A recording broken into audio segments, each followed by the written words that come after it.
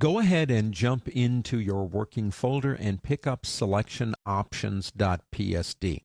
In the previous lesson, I showed you some semi-complex selection.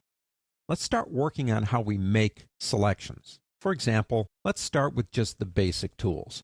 And you can't get any more basic than these right here, the marquees. You start with a rectangular marquee tool. So let's play here. If I come over here and begin drawing a selection, I can do anything I want to. All I'm doing is dragging my mouse. I got a selection. If I decide I want a selection that's a perfect square, I can hold on the Shift key. Now, if I let go of the Shift key first, it will go back into free form. You want to remember, always let go of the mouse before you let go of the Shift key. If I want to make a selection drawn out from center, you hold the Alt key in Windows, the Option key on a Mac, same key, different names, and I get right about here and do that. If I hold the Shift key along with the Alt Option key, I can draw a perfect square out from center. So the Shift key is a square and the Alt or Option key is drawing out from center. But those keys change once you've established your first selection. If I hold the Shift key now, I can add to the selection. It doesn't have to be contiguous. I can come way over here and add a piece over here. Now here's a trick. A lot of people say, well, I don't know when this is going to happen, Andy. It might be once in a blue moon. But I hold the Shift key down and I begin adding to my selection. But I want that to be a perfect square again. And since I'm using it as an add tool, it's not a perfect square. I agree. Here's the trick. Don't let go of the mouse. Leave the mouse active. Let go of the Shift key and then press it again and watch what happens. You now get a square and it's still adding it, if you want to do that. Now for the Alt key does not draw from center. It removes pieces, intersections. So if I get here and hold the Alt key down, which is take away, I can remove selected portions of any selection that I have. I want to add these two together. Hold the Shift key down. Now we've made a tunnel between the two. Once it's selected, we know what we can do. Anything we want. Delete it, change it, color it, whatever. Press Control, that's Control in Windows or Command on a Mac, D if you want to deselect. Now if we go back into that tool, we do have some options, but let's go first to the elliptical marquee. So I can come over here, hold the Shift key down, make a nice perfect circle, hold the Alt key down and draw in and out from center, hold the Alt and the Shift key to do a perfect circle out from center. The keys will work the same. But there is one option up here that's different. You have an anti-aliasing option up here. Let's go back to the rectangle for a second. Notice it's not there, it's grayed out. And I'm going to make a rectangle or a square, whatever. Let me fill that with a color. Now, if you want to use your current foreground color, all you have to do is hold down the Alt key and press Backspace in Windows or press Option Delete on a Mac, and that's fill with the current foreground color.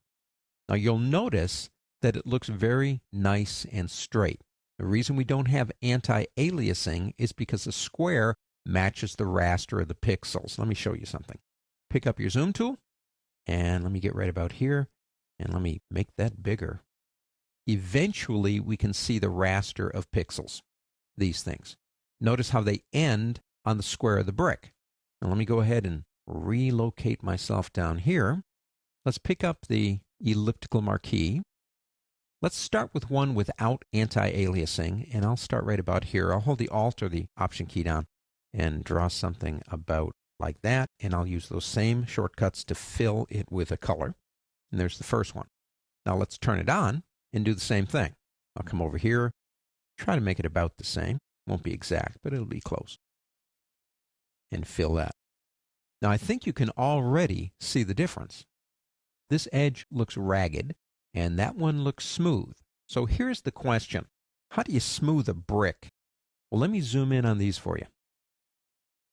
Anti-aliasing adds pixels to the curve, makes them semi-transparent, and when it's viewed at 100%, looks smooth. If you turn it off, it doesn't do that.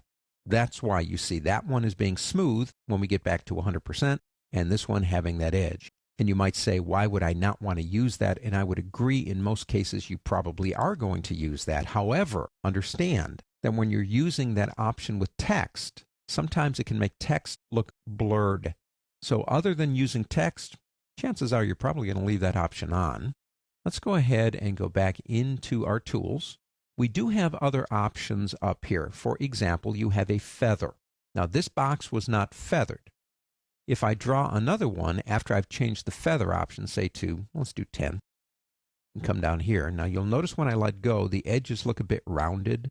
If I fill that with a color, you will notice that we have a feather on the edges. Now the feather is actually 20. It's 10 on either side of the line. But it creates a softer look. And you can use that on ellipse or you can use it on a square. It doesn't matter. You also have style options over here. Let me go ahead and take that back down to 0. If we go into our style, number 1 is fixed ratio.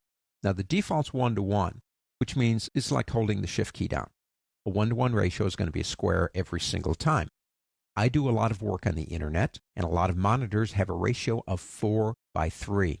So if I change the width here to 4 and the height to 3, I have a 4:3 ratio, and no matter how I draw, I have the perfect ratio for doing things on 4:3 ratio monitors. So there's a good reason why you might have a fixed ratio. You also have fixed size. Now the default is 64:64. You can change those numbers. You can even say inches as opposed to pixels. But if I click, I have a perfect 64:64 square width and height in pixels. All of these options are there. If you want to go back to a regular tool, change it right here.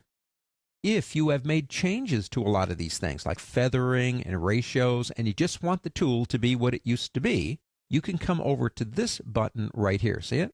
If you right-click your mouse on it, one of your options is to reset that tool or reset them all. If you say reset tool, it will just take this tool and take everything back to its default settings. Now you have another option over here called refine edge, but we're going to talk about that later. That's pretty cool. We'll reserve that for another lesson. Let me go ahead and actually show hide this layer and pull up the one that's underneath it. I have a bunch of colored blocks up here in one layer. Let's select it. If I come over here and pick up my rectangular marquee and say I want that entire blue area, but for some reason I can't use my magic wand. So I come in here and pick a little piece like that. Tell you what, let's do this. Let's do it on the yellow one. And I want the rest of the yellow. If you go up to the word select, you can go down to something called grow.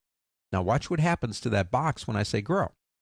It will take it out to the limits based on the color I had selected and get the whole box. Now let's do that again over here and take a little piece, say like that. If we go grow again, it'll do the same thing. But what if you want all the colors represented by what you did over here throughout the entire document? Let's take a little tiny piece again, just about like that. Go up to select and select similar. Watch what happens. Every single area of the image that's the same color as the area you had selected will be selected. So even something as simple as a rectangular marquee can actually do some sophisticated selections. Now we do, if you go back up to the word select, have a few others. We can say select everything, the entire canvas. Deselect, we've already talked about that one. This is a neat one right here, reselect.